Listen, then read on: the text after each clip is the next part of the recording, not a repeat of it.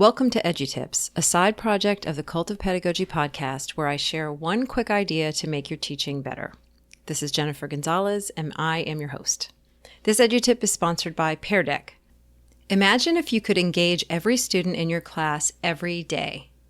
What if you could instantly see who's confused and who's ready for more? That's the power of Pear Deck.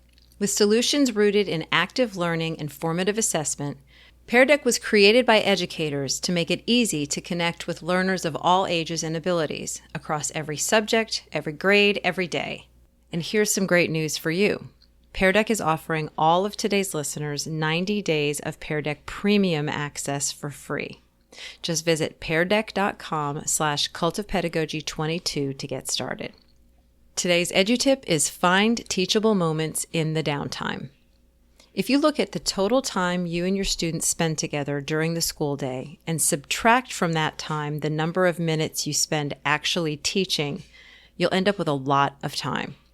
For the sake of discussion, let's call this downtime, even though you and your students may or may not be actually enjoying time off. It's the non-instructional time, the minutes when everyone is just coming into class, walking down the hall, waiting in line at the cafeteria, or packing up to leave. Even though you're not giving academic lessons during that time, there are still plenty of opportunities for teaching if you recognize them. Here's an example.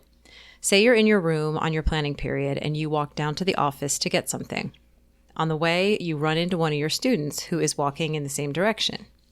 As you walk together, you ask her what she has going on over the weekend, and you learn that her stepmother is due to have a baby any day now, so the family is waiting for that. You also pick up the vibe that the student is kind of apprehensive about the new arrival and how it will likely change the family dynamics. You validate those feelings by saying that you would probably feel the same way in her shoes. You share how completely overwhelmed you were by the birth of your first child and how things do eventually settle down, but it is still a big change. In that 60 seconds, you learned an important fact about the student's life, which could definitely impact her classroom performance and emotional state, and you can follow up with her in the upcoming weeks by asking whether the baby has arrived and how everyone is adjusting. This will make your student feel seen and known. You have also shared a bit about your own life, which further builds that relationship and makes you more human to that student. This example was a more personal one, but you could have also used that time to ask about something academic, like what she thought about the story you read in class or the activity you did. You could have discussed a recent movie that everyone is talking about. You could have told her about the chicken coop that your next door neighbor is building. Could that spark an interest in that student for raising chickens? Maybe, maybe not. You never know. These small moments are opportunities to assess students academically and emotionally, to build relationships with them, and to model dispositions and attitudes you think are worth passing on.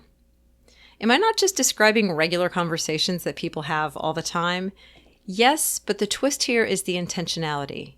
Even if you're not actively thinking of ways to make the most of this time, which would be perfectly understandable, especially in a profession that requires so much cognitive processing all day long, at the very least, keep in mind that students are watching everything you do and learning from all of it.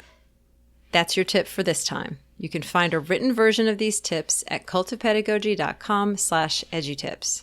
Now go forth, make thoughtful choices, and teach.